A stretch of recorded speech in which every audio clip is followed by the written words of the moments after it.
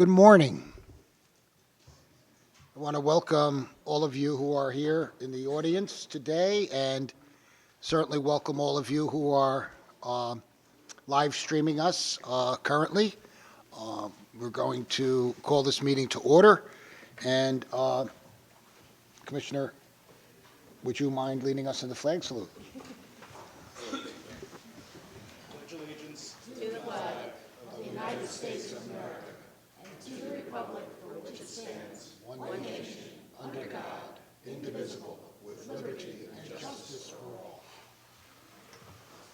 Thank you. Madam Secretary, the public notice, please. Adequate public notice has been given pursuant to the Open Publics Meeting Act.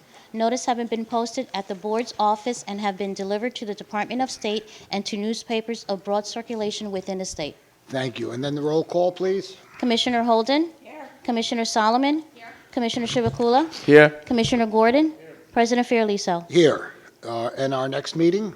Our next regular board meeting is scheduled for Friday, December 20th at 10 a.m., State House Annex, Committee Room 4. Okay, thank you. 4, that is a change. So please mark that down, Committee Room 4.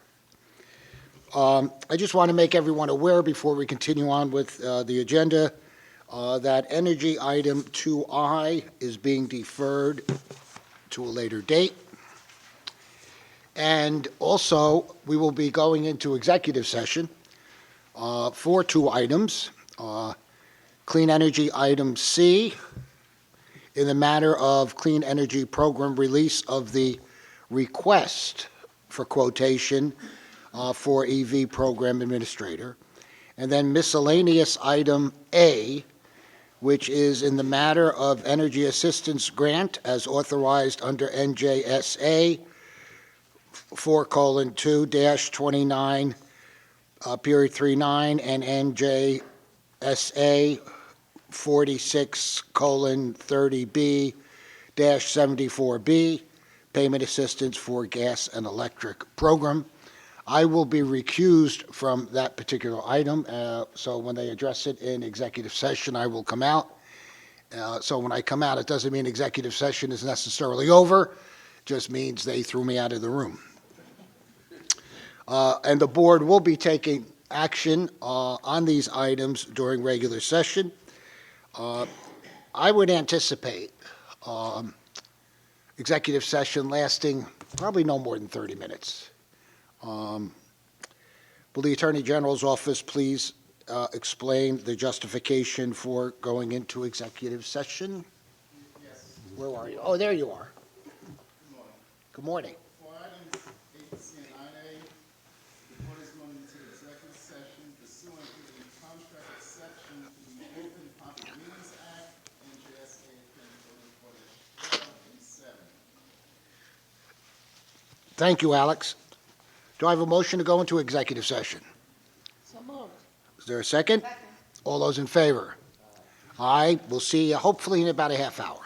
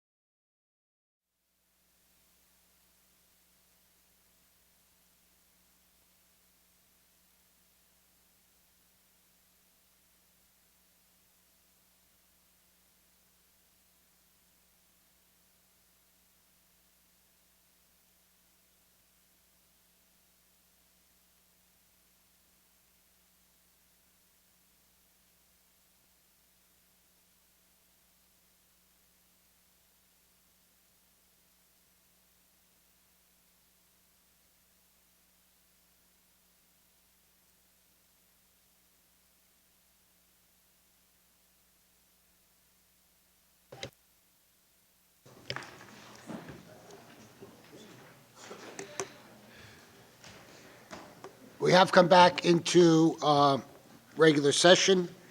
I wanted to just reiterate that we do have one more meeting before the end of the year.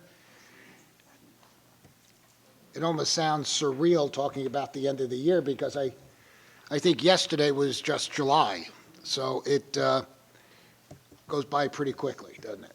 So, but we will have one more meeting on December 20, as our secretary indicated. And I just want to again remind you that in 2020, we will be having 20 meetings instead of 17, and which I think allows us the opportunity, particularly those who file petitions with the board and so on, to try to move things a little quicker for your benefit and not to overwhelm our outstanding staff because of the amount of material that they have to go through. So I think it's working out pretty well, and I look forward to that also. We do have one very small item of business to take care of, and it's not really small. It's something that means a great deal to, I think, each and every one of us up here.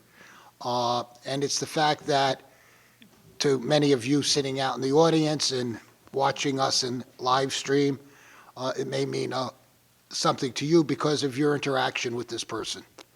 One of our outstanding people at the board, and we have many, but she really extends herself and makes herself available.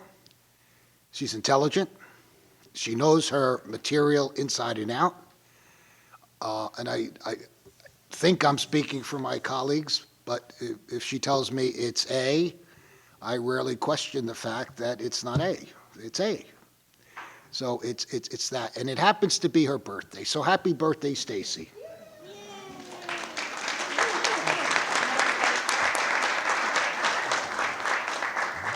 Now there is some cake here and flowers.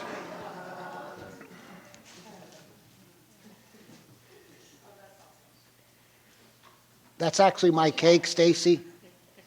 You can. So we wish you 100 more birthdays. Do any other commissioners have any opening remarks? The consent agenda, please, Ada. Thank you.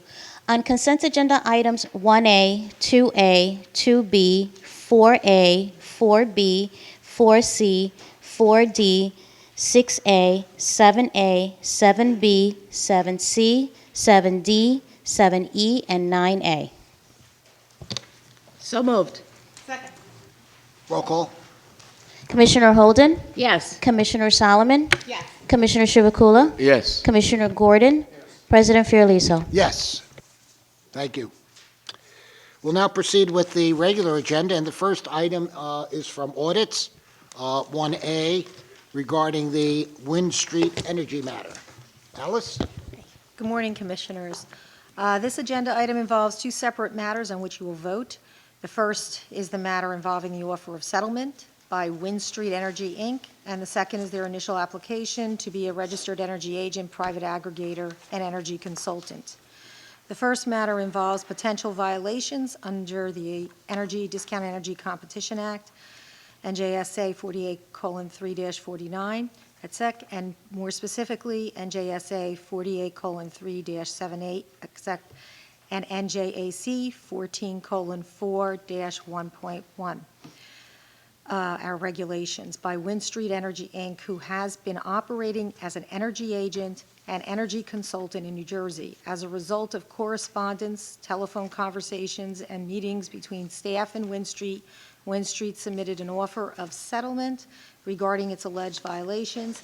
In the offer of settlement, Wind Street did not admit to any violations and made a monetary offer in the amount of $3,000 to resolve all issues concerning the violations Staff believes the offer is reasonable based upon the alleged violations and recommends that the board accept the offer of settlement pro offered by Win Street with certain conditions set forth in the settlement and draft order. So moved. Questions? Comments? Yes. I just want to make a brief comment. I know that Alice is working with your department to update all the contact information. Hopefully, these organizations will have a specific agent that will be assigned to these contracts and licensing so that they're filed in a timely manner. And, we're partly to blame in this one. So I, understand the sort of where the fine was negotiated, but I like to see going forward that we have some consistency and some meaningful fines that are put in place so that on a daily basis, if you're not complying, this is what it's going to be, this is what you're facing, rather than having to negotiate it and is this a question of fairness of this amount that we're doing or, this amount that we're doing, and I hopefully we can get some consistency in what we're collecting as fines. So I'm glad to see the improvement in this, and I know you also, Rob, has told me that you have assigned someone that's going to sort of tickle these up and make sure that there's a follow-up on all of these. As licensing is coming due, that we know, who should be in the queue and who hasn't followed up. So Out of that's courtesy, much we've been better. sending letters to remind people now, and so That's good. about them. And also, we do have in the current, in the old application and in the current annual update, they do have to provide us with their contact information, their regulatory contact, phone numbers, addresses, emails of everything. And they have to update that and provide that if it should change throughout the year Yeah. prior to But filing. we've had some in the past that you can't get a hold of someone, they're no longer there with the company, the office has moved, whatever. So I just like to underscore that we have a good process that's in place, and I know you've been improving it. And we have a system that we've been using for the penalties, so that we Yeah, have been applying. But they need to be more consistent with how they're done, so people know, for instance, if you have a violation, that's going to be $100 a day. Not, well, maybe it's 5, or maybe, we've negotiated it down. This is what it is, and this is what it's going to be. So it just have a little more teeth into what we're doing, and it's not as loosey-goosey giving out licenses, especially when we have a lot of complaints. Bob? Yep. If you have a business in New Jersey, every year you have to file an annual report and pay an administrative fee, and all of that happens online. You get notified by the state of New Jersey. You're told you can do this online. It takes 5 minutes. If you're a licensed real estate person, as I am, you get notified when your license is up for renewal and told how to go through the process of renewing. I think at some point we need to get to that level, of automation. I know this is a priority of yours, Mr. President, but we should be moving in that direction, try to automate this to free up staff in the audit department to be able to do other things. But a lot of this, if we have these renewal notifications, the probability of someone missing it and facing a fine is reduced. Right. And to better serve the public. Right. I mean, and that's really the bottom line. Yes. I mean, this has been an issue for a number of years, even with respect to our tracking. I know of third-party suppliers, but years ago, we didn't even have anything in place to see who had filed, who had not filed, so we sort of cleaned that up, and then this is a little bit different category, and we're catching up on that. Similarly, in the reliability division, we didn't have the ability also to follow up and make sure that our fines were being monitored. So, this is a system-wide problem, I think, or agency-wide issue for us, and slowly but surely, we're getting there, and certainly I can appreciate what Commissioner Holden is saying with regards to consistency. And, I'm hoping also that we can get to the point where this is just automatically generated so we know, who has filed, who has not, and, having those systems in place. Certainly, you're talking something that's probably as easy as an Excel spreadsheet. To be able to do this, I'm not saying that's perhaps the best way to do it, but certainly has the ability to do that, and we should be doing that. So Which that we don't- are. We do have that. So we don't find ourselves Right, in which this we're doing. position Right. down the line. So I appreciate all your comments. Thank you. Any other questions, comments? Roll call? On the motion to approve staff's recommendation to accept Wind Street Energy's offer of settlement, Commissioner Holden, Yes. Commissioner Solomon, Commissioner Chivukula, Commissioner Gordon, President Fiordaliso. Yes. Thank you, Alice. Thank you very much. I appreciate it. And that brings us to our energy portion. And before we start with the energy, I just, I know there's one other. I'm sorry, one other item we have to vote on. I apologize. Go on. The second item is the initial application by Wind Street. After their registration expired, they had filed it. Given that the board has voted to accept the offer of settlement, and Wind Street provided all required registration documentation, and there are no other investigations pending with regard to their service, staff recommends that the board approve their initial application to be an energy agent, energy consultant, and private aggregator in the state of New Jersey. So moved. Questions, comments? Roll call. On the motion to approve staff's recommendation to accept Wind Street Energy's initial application, Commissioner Holden, Yes. Commissioner Solomon, Commissioner Chivukula, Yes. Commissioner Gordon, President Fiordaliso. Yes. Now, energy. Thank you. Thank you, Alice. Before we do the first item in energy, I just want to bring everyone up to date on the most recent snowstorm that we had, which was really, in some parts of the state, you wouldn't even have known there was a snowstorm. And Commissioner Solomon was rubbing it in as I was letting her know that I was having 5-6 inches of snow where I lived, and she had nothing. But there were parts of New Jersey that got double digits in inches, and particularly Sussex County was really severely hampered by the most recent storm. And in many cases, the snow was a heavy, wet snow, sitting on tree limbs, sitting on wires, and things of that sort. At one point, we had up to 70 or 80,000 people out, but that's a rolling number because they lose service, but then certain areas come back up and so on and so forth. I'm happy to report right now we have about 1,800 people still out, and that is 1,800 people too many, as I've said before, because we might say, well, in a state where there's over 4 million customers, 1,800 is not bad, and statistically it's not, unless you're one of those 1,800 people. So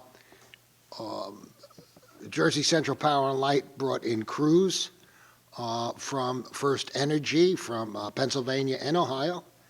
They also were aided by in-state crews from Public Service, Atlantic City Electric, and Rockland Electric. And that is the first priority of any in-state utility, which goes back to when we had those 3 nor'easters about a year ago in March, where some of our utilities were sending crews out to help other states. And that's the day that I took my entire blood pressure medication, because I was livid at the fact that they were sending help to other states when we needed help here. And ever since then, New Jersey comes first. And the utilities understand that and are more than willing to assist one another if one of the utilities is hit hardest or harder than the others. And that's extremely important. We have to make sure that our folks, our state, is taken care of first.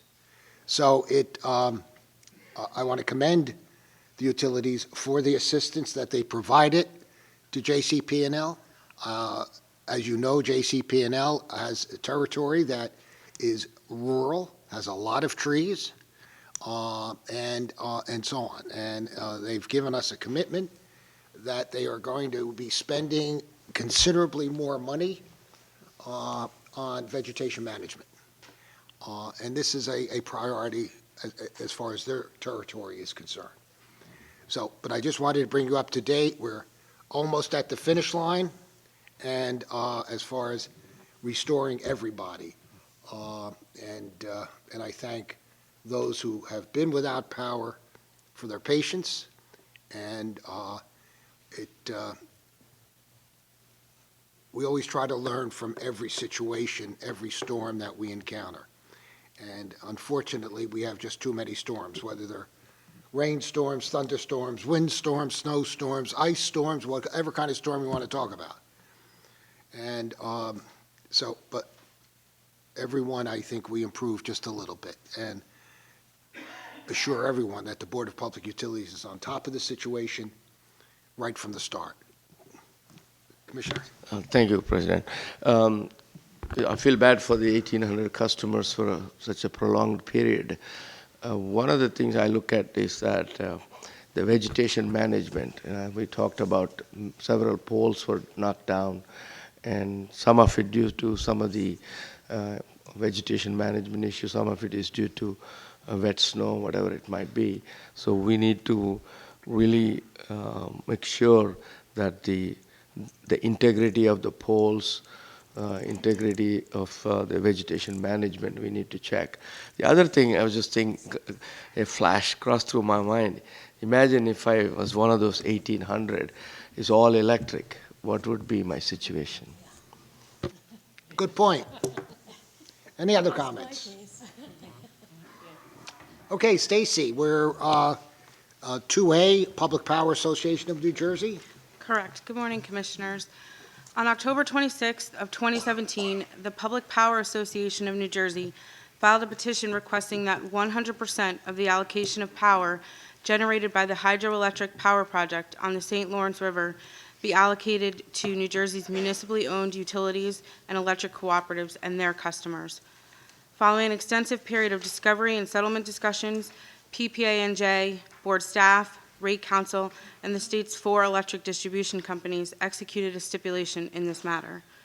As part of the settlement, the state's municipally owned utilities and electric cooperatives will receive the entirety of the St. Lawrence allocation to New Jersey, and PPA&J will provide annual grants to the PAGE program in the amount of $365,000 for a period of 10 years.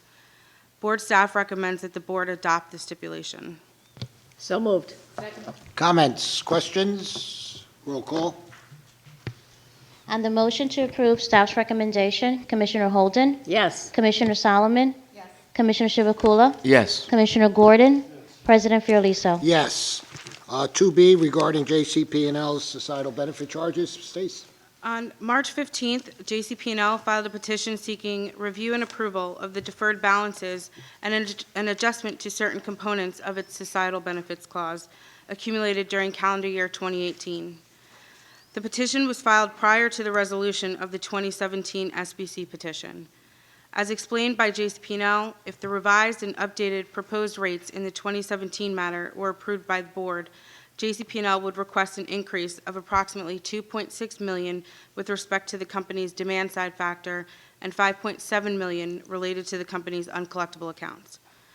As such, in the 2018 petition, JCP&L proposed no changes be made to the current board-approved SBC component rates, which were approved by the board in August 2018. In July, the board issued an order in the 2017 matter approving the maintenance of the rates approved in the August 2018 order. Following a review of the petition and discovery responses, the parties executed a stipulation requesting the board authorize the continued maintenance of the rates approved by the board in August 2018 and July 2019. As a result of the stipulation, customers will see no change in their current bills. Staff recommends the board issue an order adopting the stipulation and directing JCP&L to file revised tariffs by January 1st. So moved. Comments? Questions? Roll call. On the motion to approve staff's recommendation, Commissioner Holden, Yes. Commissioner Solomon, Commissioner Chivukula, Commissioner Gordon, President Fiordaliso. Yes. 2C, again, a JCP&L item. Correct. On June 28th, JCP&L filed a petition seeking review and approval of the amounts included in the company's non-utility generation charge for the non-utility generator contracts for calendar year 2018. The rates proposed in the petition would result in a decrease of approximately $5.7 million in NGC revenues. The company provided several updates to the petition and through discovery provided actual information through July of 2019, which had the effect of updating the proposed revenue reduction to approximately $7 million. Following a review of the petition and discovery, the parties executed a stipulation that would allow the company to decrease its current NGC rate and revenues based upon the updates. As a result of the stipulation, an average residential customer will see a monthly decrease of approximately 29 cents. Staff recommends the board issue an order adopting the stipulation and directing JCP&L to file revised tariffs by January 1st. So moved. Questions? Comments? Roll call. On the motion to approve staff's recommendation, Commissioner Holden, Yes. Commissioner Solomon, Commissioner Chivukula, Yes. Commissioner Gordon, President Fiordaliso. Yes. Excuse me. 2D, a billing dispute. Correct. On August 10th of 2018, Nicole Hagner and James Novick filed a petition requesting that the board grant instructions for PSE&G and JCP&L to reimburse the petitioners related to electric and gas service extensions to their home in Chatham, New Jersey, and that the Office of Clean Energy reimburse the petitioners for rebates related in the amount of $1,400 that they were denied for installing HVAC and domestic hot water heater in an area not designated for growth. The matter was transmitted to the OAL and assigned to Administrative Law Judge Irene Jones. On July 25th, a hearing was held before ALJ Jones where Mr. Novick and a JCP&L engineer testified. Post-hearing briefs were filed by the petitioners and JCP&L after the hearing. On October 26th, petitioners withdrew their case against PSE&G after reaching a settlement.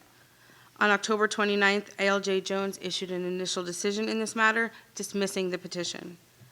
Staff recommends the board approve the initial decision without modification.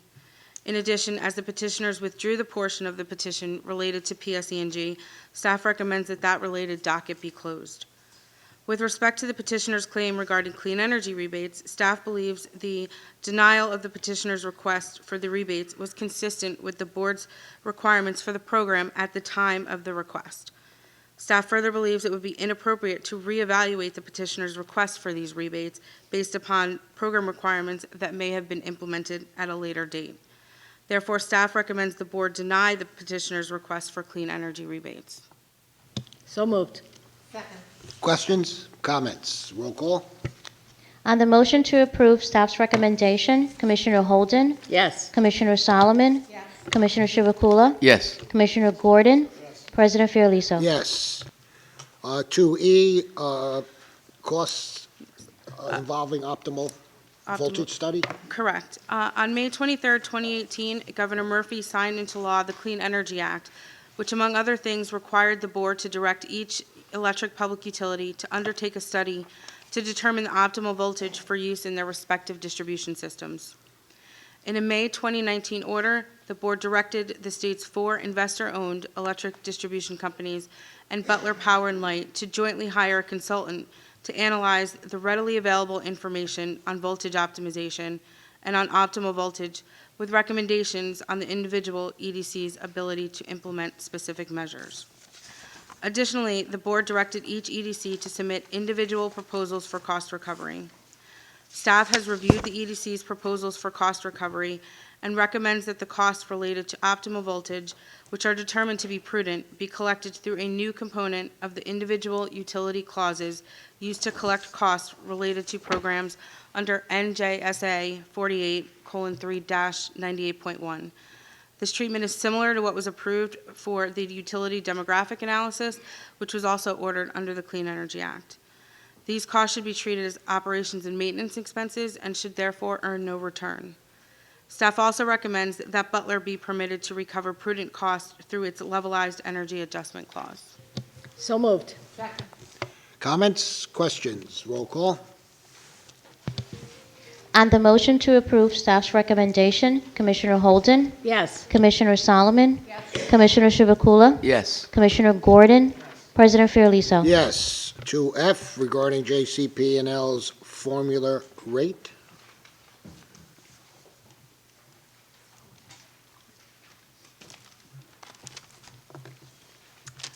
Good morning. Good morning.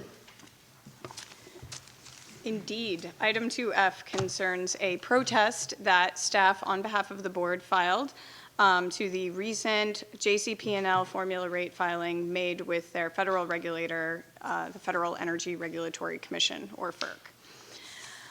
If approved, as proposed by JCP&L, the formula rate filing would result in a $35 million increase to their annual transmission revenue requirement. As explained in the protest, there are certain key static elements and structural features of the proposed formula that render it unjust and unreasonable. Most notably, the return on equity, or ROE, for the study period. The base ROE in this proceeding is 10.3. So that base ROE for the study period exceeds their cost of equity. And in addition, there is the representation that JCP&L expects to receive the 50 basis points adder for RTO membership. This is the incentive adder that has been challenged by the board in several prior proceedings, as well as in recent notices of inquiry issued by FERC. Staff's filing is consistent with the draft Energy Master Plan. In addition, staff combined their concerns with rate councils to file a joint protest, so both the staff and rate council joined together in doing so. Staff is asking that the board ratify this protest at this time. So moved. Comments, questions? Roll call. On the motion to approve staff's recommendation, Commissioner Holden, Yes. Commissioner Solomon, Commissioner Chivukula, Yes. Commissioner Gordon, President Fiordaliso. Yes. It brings us to 2G. Ben, Atlantic City Electric issuing debt. Good morning, Commissioners. This docket regards the petition of Atlantic City Electric Company for approval to issue and sell. There we go. For permission to issue and sell up to $350 million in short-term debt through January 1st, 2022. The proceeds from any issuance under this approval will be used to provide for debt maturities, working capital requirements, temporary financing of construction program expenditures, and general corporate purposes.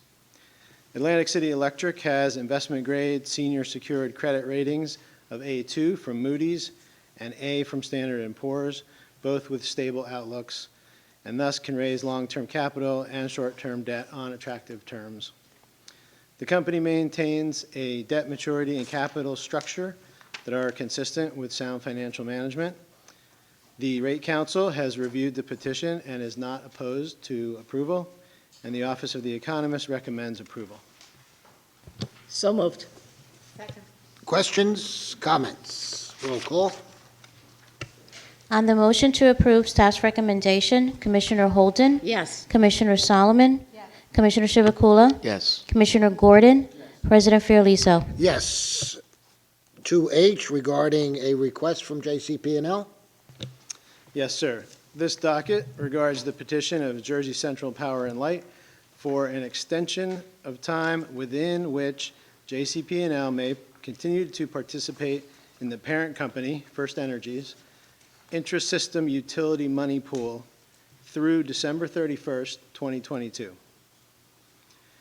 and to limit its money pool borrowing to an aggregate principal amount not to exceed $500 million over that time frame. The money pool is maintained for the benefit of various public utility subsidiaries of First Energy Corporation, including JCP&L. The utilities involved in the money pool may make available to the money pool excess funds, which can then be loaned by the money pool to other participating utility subsidiaries to meet their short-term operating needs. Per this order, if approved, JCP&L would not be able to borrow from the money pool if it is able to obtain funds at lower cost through direct bank borrowing or the issuance of commercial paper.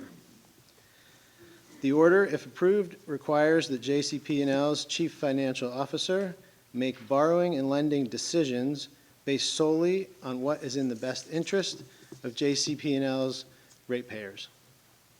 Further, the order limits participation in the money pool to utilities with investment-grade credit ratings, which further protects JCP&L's ratepayers. JCP&L has an investment-grade rating of Baa1 from Moody's and BBB from Standard & Poor's. Moody's maintains a positive outlook currently on the stock, and S&P has a stable outlook.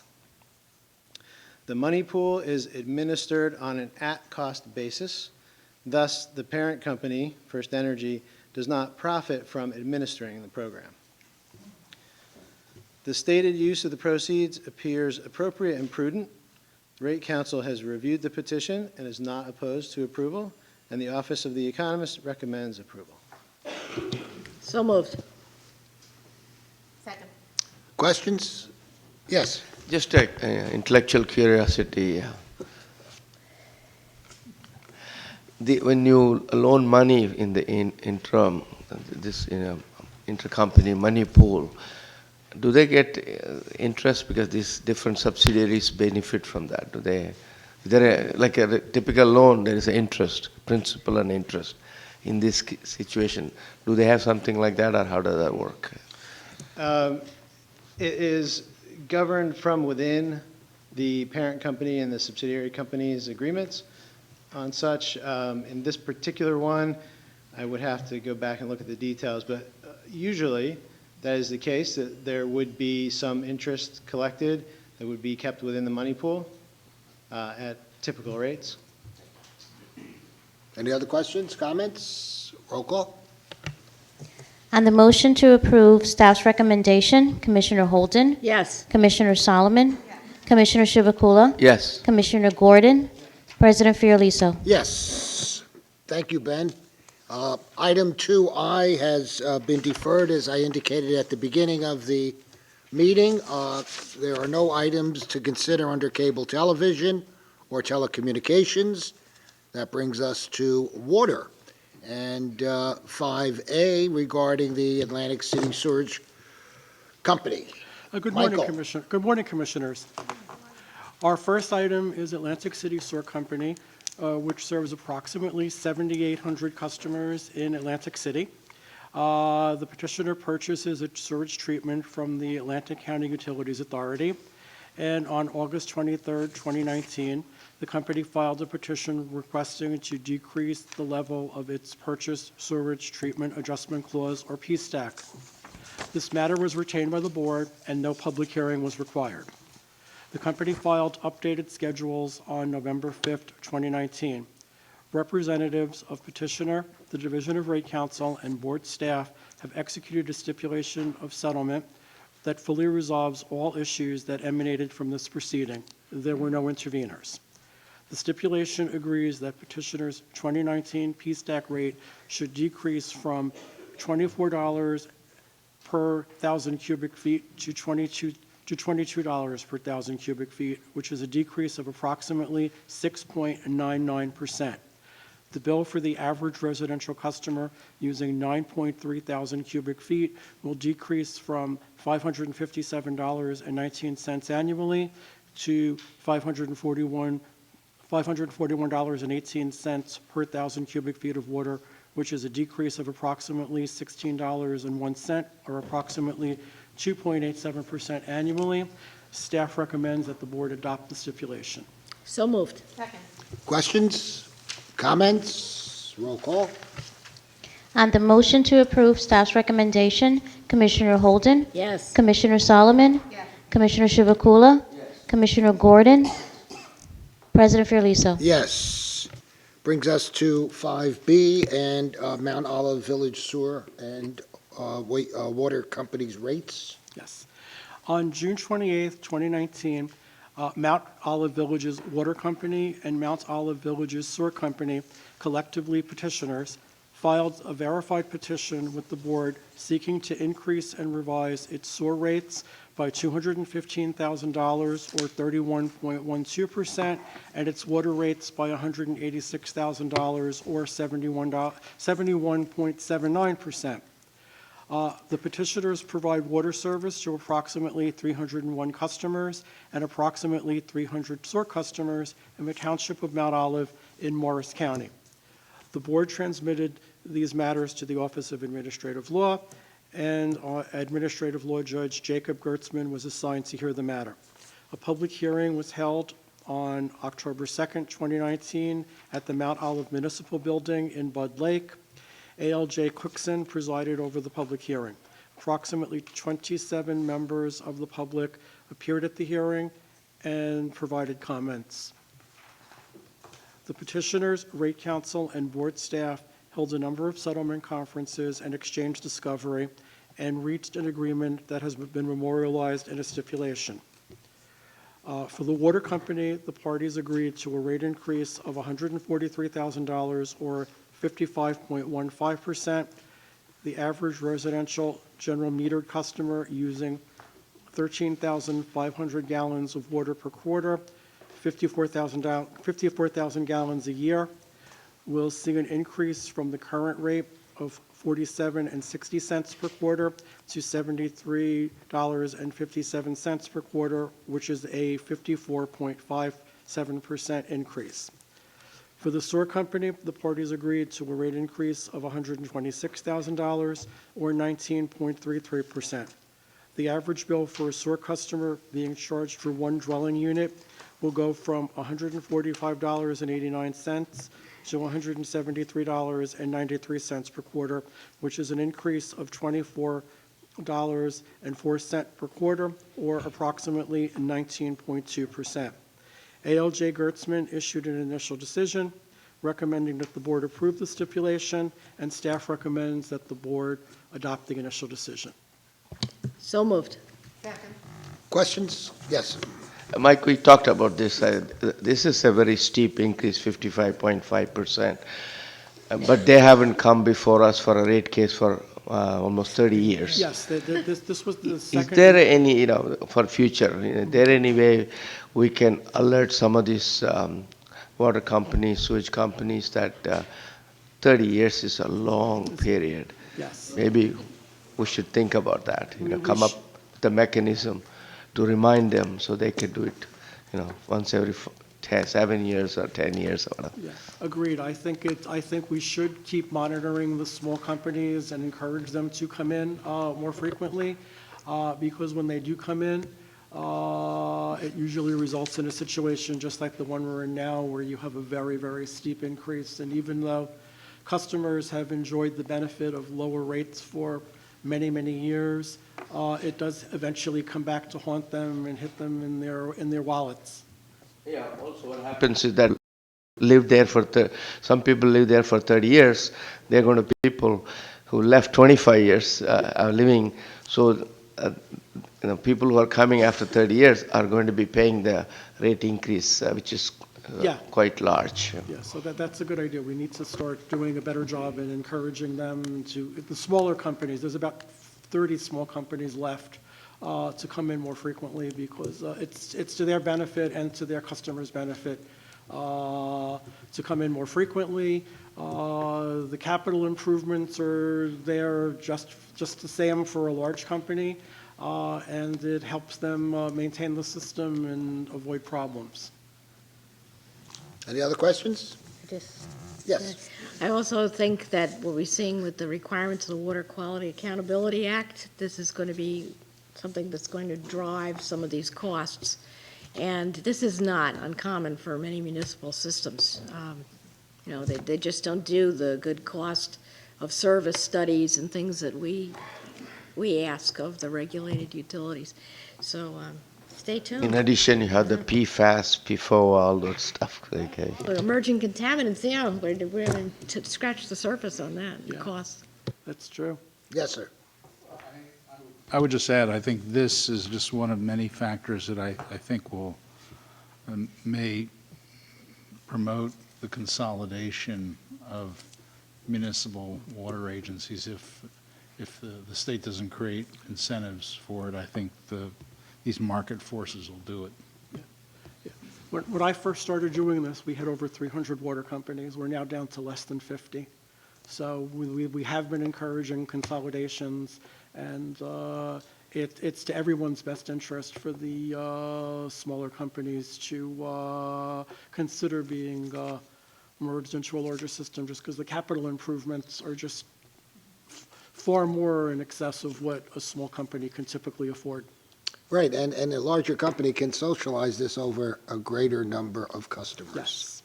Yes. And which a small company doesn't have that ability. Yes.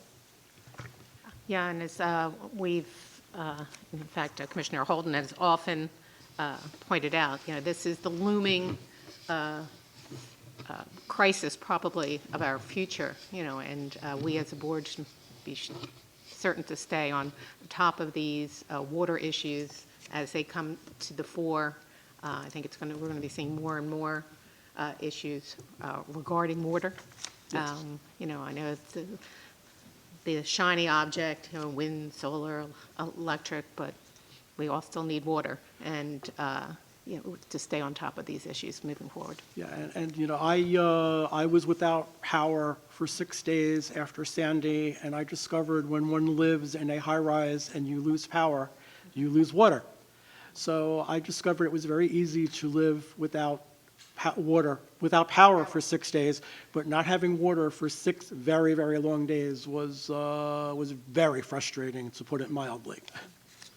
We heard that one of the public hearings after the outage in Hunterdon County, that when you have no power, the sewage also backs up. Yes. That's right, there's no septic system that can run, but also that, you know, if water's bad, I think wastewater is going to be the real driver. You're going to see a lot of Wastewater is a looming issue, and most of the wastewater in New Jersey is provided by either municipal authorities or by municipal utilities. We don't regulate that many sewer companies. Right. And It's coming, folks. it's coming. Any other questions, comments? Roll call. On the motion to approve staff's recommendation, Commissioner Holden? Yes. Commissioner Solomon? Yes. Commissioner Chivukula? Yes. Commissioner Gordon? Yes. President Fiordaliso? Yes, and that brings us to 5C, New Jersey American Water. Michael? Yes. On July 16th, 2019, New Jersey American Water Company filed a petition seeking approval to sell a parcel of land totaling approximately 10 acres and an approximately 76,896 square foot office building in the township of Voorhees in Camden County. The property being sold is known and designated as 1025 Laurel Oak Road, Lot 28, Block 161, as shown in the tax map of the County of Camden, New Jersey. The sale price is approximately $4 million. On August 27, 2019, the company filed an amended petition requesting a waiver of the advertising requirements pursuant to NJAC 14:1-5.6, parentheses, I, close parentheses. The property was acquired by New Jersey American on April 1st, 2010, and has been used as the company's corporate headquarters since that time. On June 14th, 2019, the company relocated to 1 Water Street in Camden. The property is not located in the watershed and is not subject to the jurisdiction of the Watershed Property Review Board. New Jersey American, the Division of Rate Counsel, and board staff entered into a stipulation agreeing to the sale of the property. The The stipulation also agrees that the board approve New Jersey American's request to waive the advertising requirements. Staff recommends that the board adopt the stipulation. So moved. Questions, comments? And if anyone hasn't seen their new headquarters in Camden, it's a beautiful building. And just another indication, another way how utilities enhance the economic vitality of our state. Thank you, Michael. Or did we vote? I'm sorry. Let's vote. On the motion to approve staff's recommendation, Commissioner Holden? Yes. Commissioner Solomon? Commissioner Chivukula? Yes. Commissioner Gordon? President Fiordaliso? Yes. Thank you, Michael. No items under reliability and security, no items under customer assistance. Brings us to clean energy, and the first item, 8A, regarding SunPower Corporation. Mr. Hunter? Hello, Commissioners. Hello, Mr. Hunter. In this matter, on September 17th, 2019, SunPower Corporation, a solar developer, filed a petition with the board seeking a declaratory ruling that the energy generated from a solar electric generation facility it proposes to build will be considered generated on the customer's side of the meter, consistent with the statute and rules governing on-site generation and net metering. SunPower's proposed 21-megawatt facility is designed to serve the Delaware River Port Authority's PATCO Rapid Transit Service Line and consists of 4 distributed solar facilities that will connect to the DRPA's distribution line, which is effectively behind 1 meter served by PSE&G. On June 27, 2019, PSE&G denied the petitioner's application to interconnect as a net metered project. According to the petition, PSE&G based the denial on the grounds that the information provided in the application did not confirm that the subparts of the solar facility, as depicted on the tax map, were within the boundaries of either the property where the energy would be consumed or a contiguous property. On October 21st, after receiving the petition, the board secretary served PSE&G with the petition. On October 28th, PSE&G filed a motion to intervene. And on November 13th, the board granted PSE&G's motion to intervene. And on November 20th, both Rate Counsel and PSE&G filed comments on the petition. In its November 20th response to the petition, PSE&G stated it does not object to a waiver of the board's regulations under the special circumstances of the case. Rate Counsel opposes the petition, stating that no waiver should be granted because the proposed facility does not present a special case and because waiver would neither support the general purpose and intent of the rules nor serve the public interest.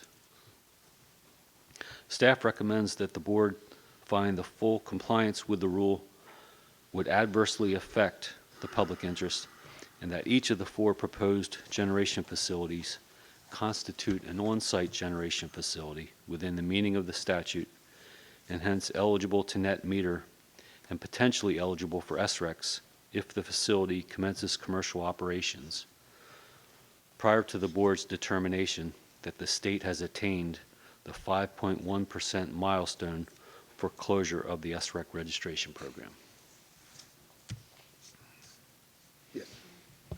So moved. Questions? Comments? Yes.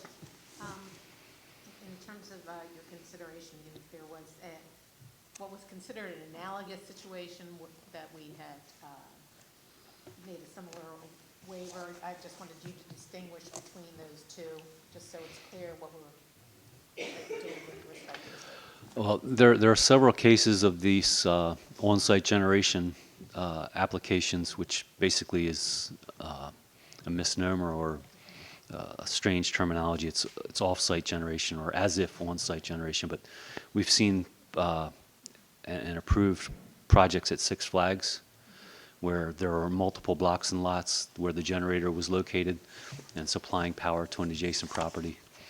And that's probably the most analogous. There's also the NJ Land case, which was cited a lot in this petition, where it involved the joint base at Fort Dix, McGuire, and Lakehurst. I just wanted to say with respect to this project, the type of build that we're looking for here at the board, and we've been promoted, so kudos to DRPA to getting this project completed. Any other comments, questions? Roll call, please. On the motion to approve staff's recommendation, Commissioner Holden? Yes. Commissioner Solomon? Yes. Commissioner Chivukula? Yes. Commissioner Gordon? President Fiorelliso? Yes, and that brings us to 8B regarding the solar transition program. Good morning. Good morning. How are you today? Doing well, thank you. Good. So yes, agenda item 8B is in the matter of the New Jersey solar transition, specifically the proposed development of a transition incentive. As we are all aware, the BPU is currently undertaking a solar transition pursuant to the Clean Energy Act of 2018, which will close the current SREC program to new registrations when the board determines that 5.1% of kilowatt hours sold in the state are generated from solar generation facilities, what we've been calling the 5.1% milestone. As one step in the ongoing solar transition process, staff is recommending that the board create a dedicated transition incentive to serve as a bridge between the existing, now legacy SREC program and a to-be-determined successor program. Staff has undertaken significant stakeholder engagement in this matter with support from the board's solar transition consultant. Informed by these comments and by the modeling, staff recommends that the board adopt a fixed price, factorized, 15-year transition renewable certificate, what we would call a TREC. The TRECs would be available to projects which will be in the SRP pipeline but have not reached commercial operation at the time the board determines that the 5.1 milestone has been attained. Staff further recommends that the board direct staff to initiate a proceeding on the calculation of the cost cap that is in the Clean Energy Act. As the default option, staff recommends that the base compensation value of the TREC incentive be set as follows: $65 in energy years 2021, 2022, and energy year 2023, and $189 for the remainder of the eligible projects, 15 years. One of the outcomes of the proposed cost cap proceeding should be an understanding as to whether or not it may be possible for the board to consider levelizing the base compensation value of the TRECs such that it would be one single value over the 15 years. Staff recommends that factors be applied to the base compensation value and that the factor levels be right-sized to the needs of different project types. Staff further recommends that the board direct the EDCs to work with staff to procure a TREC administrator who would use the GAT system to purchase all TRECs produced each year by eligible projects. So moved. I just have a couple comments to make. First of all, the amount of effort, the amount of work, the amount of long hours that you and others have put in has gotten us to this point. And I just want to say thank you for your efforts. And it's because of the recruitment of people like Ariane that we have come to this point in another phase of the solar industry. We have seen over the years an evolution in the solar industry in the state of New Jersey. And someone like Scott could probably recite it in his sleep, where we've come. Do you talk in your sleep, by the way? No, never. Where we've come from those early days in 2000. The solar industry has matured, and I really want to emphasize the fact, because I think this gets lost sometimes, as we just move forward and try to further enhance the solar industry. The fact that the solar industry was always meant to continue to evolve to a point where they would be no longer managed by the Board of Public Utilities. And that's what's happened over the years. When we did this back in 2007-8, when we went into the SREC program, that was one of the first steps in moving that forward and having less reliance on the state means the cost to the ratepayer is less. So this was never meant to be a program that would last into eternity. The free market, at some point, enters into the picture. And we've heard concerns. We heard concerns back in 2007-8. We've heard concerns from the industry. We have taken these into account. And many of the suggestions of the industry have been incorporated in this process, in what Ariane has just indicated to us. We don't operate as an island.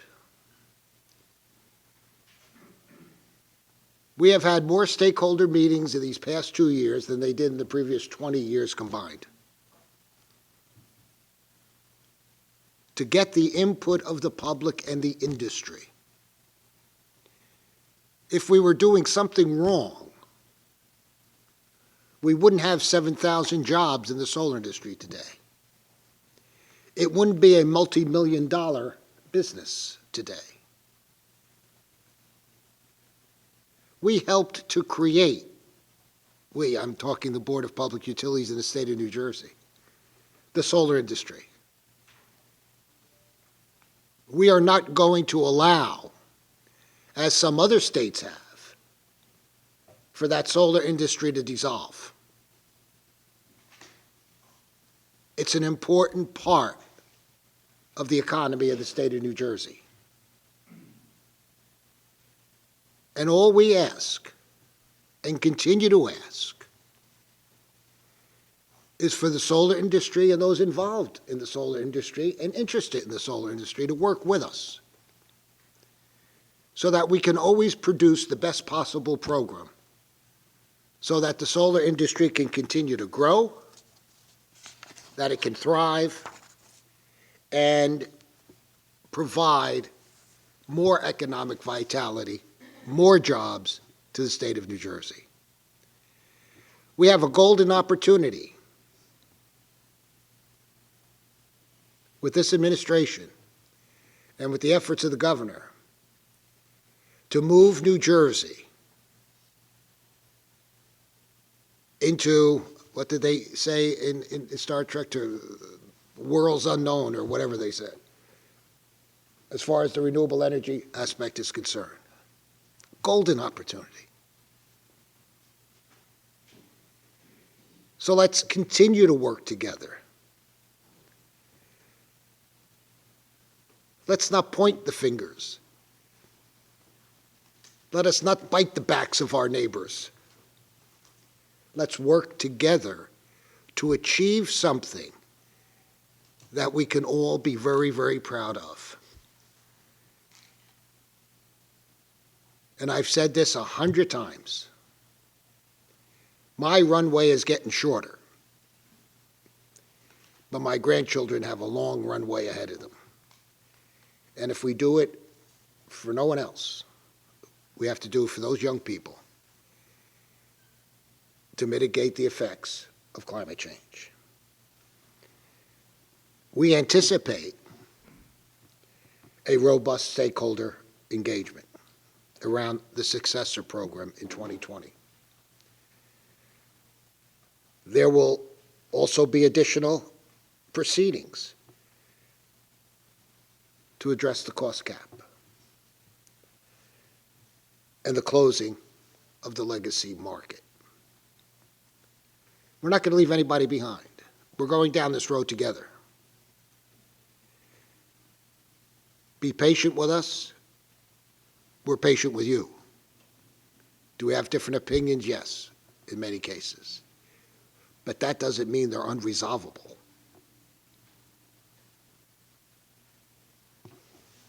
Any other comments? Sir? Yeah, thank you. When the Clean Energy Act was signed into law in 2018, what was the legislative intent? I was looking at Rate Council's comments, and in particular on page 9, she claims that the Rate Council feared that both valuation options in staff's transition incentive proposal treat the CEA's, Clean Energy Act's cost cap as a barrier to maximizing the value for solar installations, rather than as an indication of legislative intent to minimize costs to the ratepayers. I think, this is where we have to achieve a balance, and I think President Fiordaliso eloquently articulated about how the board and legislature has been supporting the program, especially the solar renewable energy certificate program and solar alternate compliance payments. And it was originally a 15-year program, and we are nearing that 15 years. And so at some point, you have to deal with the cost caps, and you have to deal with keeping solar business live and vibrant in New Jersey. So we have to, everybody has to give a little, and we have to balance it out. Thank you. Any other comments?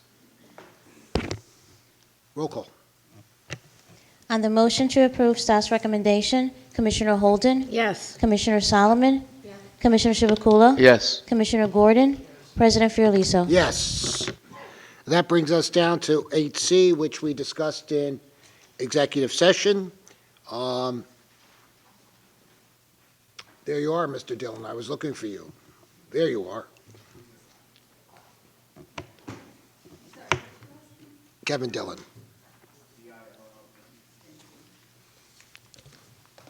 Dillon. This matter is about awarding a contract to a firm to serve as program administrator to develop and manage a program that will support the EV market in New Jersey in order to realize the benefits associated with the electrification of transportation in the state. Staff recommends that the board award a contract as discussed in today's executive session. Thank you. So moved. Comments? Questions? Roll call. On the motion to approve staff's recommendation consistent with the discussion in executive session, Commissioner Holden? Yes. Commissioner Solomon? Commissioner Chivukula? Commissioner Gordon? President Fiordaliso? Yes. And that brings us to miscellaneous item 9, of which I am recused, so I'm going to pass the baton to Commissioner Chivukula to take care of this item. Commissioner?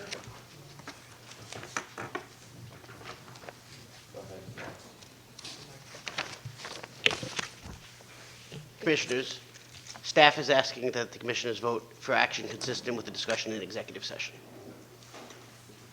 So moved. Second. Didn't stay with the matter. Please. On the motion to approve staff's recommendation consistent with the discussion in executive session, Commissioner Holden? Yes. Commissioner Solomon? Commissioner Chivukula? Yes. Commissioner Gordon? Thank you, Commissioners. Thank you, Commissioner Chivukula. In particular, there are no other items. May I have a motion to adjourn? So moved. All those in favor? We are adjourned.